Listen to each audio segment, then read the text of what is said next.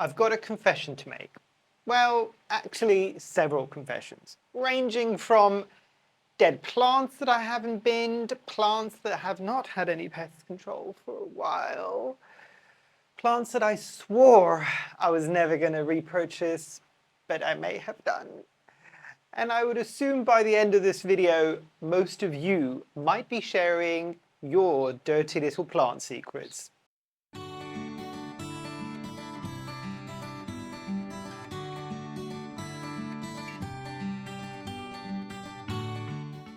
Hi, my name is Memo, this is my channel, Houseplantygoodness, and essentially it's a place where I like to geek out about my big passion. You might be able to see some of it behind me, it's tropical houseplants. And for the eagle-eyed and the people that have been here for a while, new background, moved the camera slightly. So this video and the next video I'm filming, you'll have a slightly different background, mainly because I wanted you to notice this area, because this area is about to change this weekend. If I've got enough time, things are going to move. The area usually behind me should look slightly different because there's going to be different plants, but essentially a lot of my larger plants here are hitting the ceiling. But neither here nor there. Back to the dirty little plant secrets. So if you're the kind of person who has kept a dead plant when it probably should have gone in the bin, or kept trying when you know that all hope is gone with a plant that is struggling, or even somebody who has maybe avoided pests for far too long and now you've got a bigger problem on your hands, this video is for you and for all of us to share our little secrets. The reality is we all see perfect plant collections online. Granted, that is changing recently, which is good, but behind every perfect plant collection there are some questionable decisions, a bit of neglect, and possibly one or two plant crimes. So I thought today I'll put up my hands and admit to mine. And let's start off strongly, shall we? How about a couple of dead orchids? I could probably wear these as earrings. To be fair, I'm pretty sure I've got earrings that are smaller than some of these mounts. So for the people that might have been wondering, these were, they're not anymore, the mounted miniature orchids. I tried growing them in a little greenhouse. I tried all the different things to keep these happy. They didn't make it. One of them rotted out, the other one dried out. Same exact conditions, same exact care. Don't you just love when our plants keep us on our toes? But the vast reality is these have been like this, and a whole bunch of other dead plants that I have. I've literally just cleaned up the floor of my conservatory today. Big pat on my back. I haven't done that for months. Another little confession there for you. But these have been like this, I would say, for about 2 months now. And all I did was take them out of the terrarium whilst I was busy doing plant chores and just plonk them somewhere else in the space. Fully dead, fully dead. None of these are coming back. Because what am I doing? Avoiding my responsibilities. So yes, these need to go in the bin. I'm assuming I'm not the only one. I am 100% assuming I'm not the only one. Do let me know down below. And also, let this section of the video be your little reminder to maybe, if you are so inclined, go and throw away your dead plants today. And if you can't do all of them, just one. At least a step in the right direction. I'm going to be doing my fair share and getting rid of these whilst I drop. Getting rid of these. I'll probably keep the little mounts because I don't know where I'm going to be able to find any other mounts like this in case I ever decide to go insane again and go for some miniature orchids when I'm still not there. And how about a plant that I swore up and down, I'm just like, no, I've tried twice already, possibly 3 times, can't remember now. I'm never doing that to me again. I love the look of this plant, but it obviously does not want to live in my space. Listen. I found it at a good price and I couldn't not get it. It is doing better though. So say hello to the philodendron snowdrift V3 or V4. I'm not entirely sure at this point. I've tried and failed multiple times at this point to grow this plant.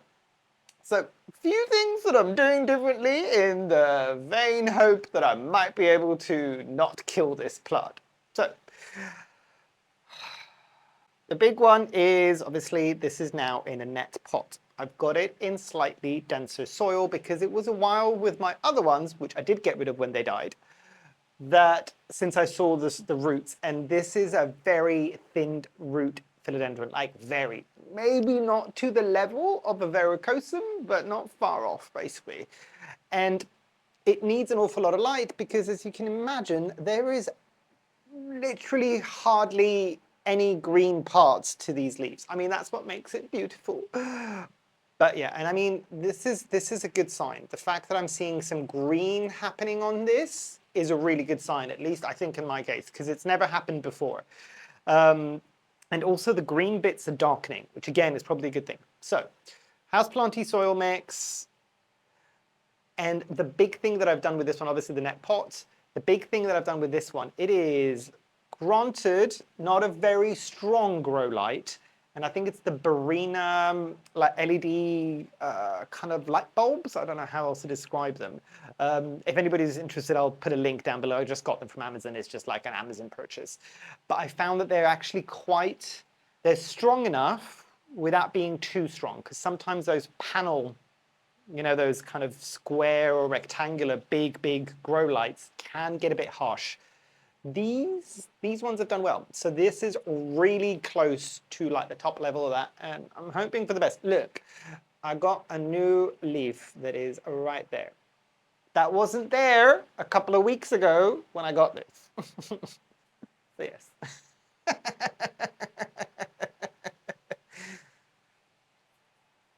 I may have purchased it again. Let's see if I can keep it alive this time around. Actually, I kept the others alive. None of them, I don't think, actually died outright. Maybe one did, but they didn't do anything. The fact that I've got a new leaf on this one, promising, touch wood, and let's see what happens. The next one, hopefully I'll be able to get some video or a picture and add it here so you can kind of see what the other confession is, and that is for anybody that brings a plant into a space, whatever that space might be. It might be a glass cabinet, it might be a slightly damper or more humid room, or one with better light, and you're just like, you know what? This is not your permanent position. You stay here for a bit until you kind of get going, and then I'm gonna move you to your permanent position. I'm looking at you. I know I'm not the only one with this one. And potentially those plants never leave. Which is what's happening with it. These were meant to be garden plants. So my tuberose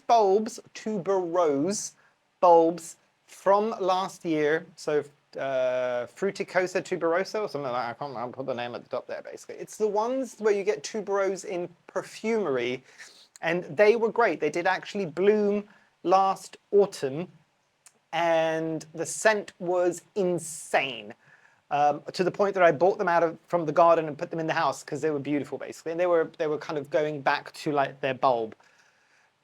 They sprouted super quickly this year, and as in like I put them to rest, which is what you're supposed to do in a dark place in the house. And by the time I'd gone there, I'm just like, not only had they sprouted, they were starting to grow roots, and this was in March or April, and I'm just like, oh, I've left you quite late now, but you know what? Let me try. Grew at an alarming rate in here. I was trying to do them in different rooms last year and it took forever. Granted, they were also quite dormant, like God knows how long they were stuck at the retailers, and I had to kind of rehydrate them and get them going. This time around, they went like the clappers. So I blinked, and within a month, all of the tuberose kind of stems had gone through my, and hopefully you might be able to see here, video or picture, through my shelving unit, and the buds of the blooms are now there, and I'm just like, oh. The reality was I was planning on moving them. Each one of those bulbs also had a lot of offshoots, and the offshoot or little bulblets, you can't really leave them in the same soil because they'll compete for the resources within that pot, and it might mean that you're not going to get a bloom from the mature bulb, the original bulb, the mother bulb. So I took those out. Those are great. Those have made it into the garden. Just not all of them. And at this point, I'm just like, you are so intertwined, you're not going anywhere. But that is one current example that I'm going through in terms of a dirty little secret. How many have done the same? Because I know I'm not the only one. I'm going to just put you down here for a moment. Or worse, and I've done this before as well, like you're doing plant chores and you put a plant down. This might talk more to my ADHD audience. And you're just like, I'm gonna come back to you. I just need to go and water this plant. And then you, like months later, you're just like, oh, you've been living there the whole time, have you? It's good to know. And the plant is fine. But yeah, like plants needing moved and not being moved. And how about a plant, and this might be very unique to me, but I know some of us do this. You know the situation when you've got a plant and you're just like, I'm not 100% happy with you, so you get to retire to the hospice that is the great outdoors, and you're never coming back. As in, like, you get to spend a season in the sun and live your best tropical plant life in the summer, and then the winter will do the rest, basically. However, and I'll hopefully have a picture or a video to put here, and I have mentioned this on other videos as well. Tradescantia nanuk. That's how it was meant to go 3 or 4 years ago. And I think at some point, like a small piece of it ended up in my unheated greenhouse in the UK, where there is cold, cold winters and snow on occasion. Granted, to all my Canadian viewers, you can laugh now in relation to how much snow we get compared to you. I get it. Listen, I'm from Greece. Like the small amount of snow that gets like settled here is like a big deal. But 3, 4 years ago, I don't water that plant ever, and I don't do anything to that plant ever. It is now growing like a weed in an unheated greenhouse. It goes to prove sometimes, you know, when we're all hovering and like doing the most for our plants, and they still die, and then you get the occasional one growing in the crack of a pavement in the blistering sun when it needs shade, and it's like living its best life just to fucking spite you. Tradescantia nanuk. I know Tradescantias can be quite hardy, but I mean, this is also like a variegated type of Tradescantia as well. So I'm just like, oh, you're not going to survive 3 or 4 years later. Multiple winters, multiple harsh winters as well. Am I doing anything to correct that? Am I going to bring the plant back in? No. Am I going to start watering it all of a sudden? No. It's just a weed that's growing in my greenhouse right now. What am I going to do? How about a double whammy in terms of like confessions? So, this will make sense. Monstera epipramnoides. Yeah? Doing well, lost quite a few leaves, bare stem, off the moss pole, continuing, and also too close to a grow light, so getting fried. The two confessions are, me personally, this happens to a lot, like I had other plants that I could show you a video of, but I'm like, this one I can pick up because it looks pathetic. How many people like me don't extend the moss pole. You do all the things to get a moss pole going, and then you are inherently lazy, or you're just like, I really cannot be bothered to do more moss poling. I hear you, and then it just comes off anyway. So what's the point of that moss pole? None whatsoever. It's giving some support right now. Possibly when this bottom bit, which has now been moved into a net pot, was maybe having a bit of a root rot issue, it kind of solved some of that problem because there's some roots in here. But and then the whole, oh, you're really close to a grow light. I see that you're really close to a grow light. I see that every time I water you. Have I done anything to solve it? Should I probably cut this off, chop this up, and maybe see if I can propagate it and then maybe start from down here again? Probably. Is it realistically going to happen? Don't know. Can't make any promises.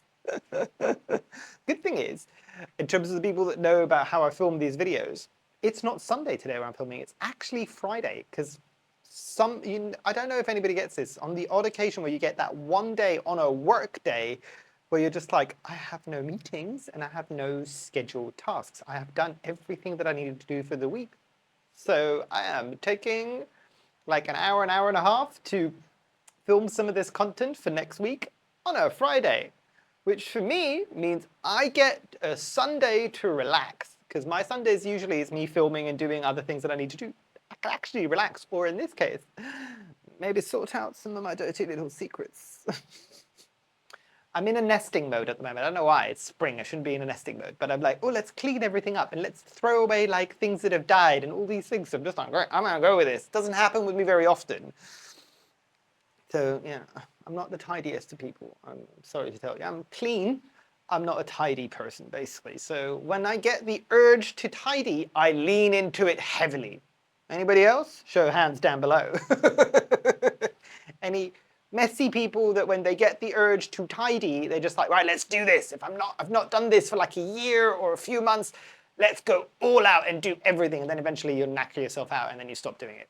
Maybe it's just me, I don't know. But yeah, moss pole not being extended and like plants getting fried by grow lights. I will hasten to add that I still love this plant. I still love this plant and I should be treating it better, but this is the problem sometimes with feral plants where they don't need an awful lot of like care, or you don't need to hover over them and they'll just do their own thing. They might not look the best, but the problem with feral plants is it's really easy to just avoid them or just ignore them because you're just like, you're feral, you're looking a bit busted. I know there are so many people out there that like the aesthetic parts of houseplants that are either cringing or probably by this point you probably even clicked off this video. Sorry, bye. I'm not that person, I never have been. Hopefully you enjoy my content regardless. But yeah, like, so these things happen. These things happen. Like, I'm busy, I've got a large collection, I run my own business, I've got other things I need to be doing. There is no shame, but it's still a dirty little secret. You don't see this plant very often. For good reason. My other dirty little plant secret, which I'm assuming is probably most of us, even the people that don't do this, the urge is probably there. Buying plants, knowing full well there is no space anywhere in the house, in the conservatory, that I can probably put that plant in a place where it will enjoy and thrive. And still buying that plant. Show of hands? And no, I'm not the only one with this one. Yeah, I'm just like, oh no, it fell in the basket. Oh no, this is coming home with me now. Such a shame. Yeah. And then you spend hours, possibly when you first got it, going, I can put you here, no, I can put you here, no. Maybe here? Good enough, you can stay there. See previous confession. And it's fine. And then the confession that closely aligns with this one, and probably the one that I'm going to wrap up on, is a plant that then is slowly dying, that we all convince ourselves is just acclimating. It's just acclimating. It'll be fine. It'll just look a bit busted for a bit. Meanwhile, it's been a year. But it's acclimating. It's fine. Now, if I'm going to hold your hand whilst I tell you this, if it's been 6 months to a year and it's still acclimating, it's not acclimating. It's not. It's not. It's on the way to the grave. So you've got options there. You either give up on the plant and it becomes relatively expensive compost, or you chop it and try to propagate it and start from scratch. Because 6 months to a year in terms of acclimating, by and large, before anybody said this, by and large is not going to be all of the house plants. There might be a few exceptions that need that long to acclimate. Also, if it's 6 months to a year and it's not acclimated yet, guess what? Your space, or at least the space that you have it in, not going to acclimate. It's not going to acclimate. It's the reality of, like, for instance, buying something from the cloud forest and putting it in the driest and warmest place in your entire house. That's not going to acclimate. It's not going to acclimate. Like, an even easier example to understand, taking something that needs to be constantly moist and humid from like a tropical part of the world and putting it with your cactuses, and all of a sudden you're just like, why are you not acclimating 6 months to a year later? Because it's not going to. Right, I've embarrassed myself enough now. Your turn. What are your dirty little plant secrets? Share as many as you want down in the comments below. Consider this your confessional. And hopefully we'll all see that we're not the only ones doing certain things. And also, like, the community is usually quite good at just kind of going, it's fine. It can be worse. So yes, dirty little plant confessions down below, and let's all out ourselves. Again, safe space, no judgment from anybody, because we all do certain things. Let us all know down below. But yes, hopefully you enjoyed. Hopefully I shall see you here soon. And I truly, truly hope that you have a great rest of your day. Thanks. Bye.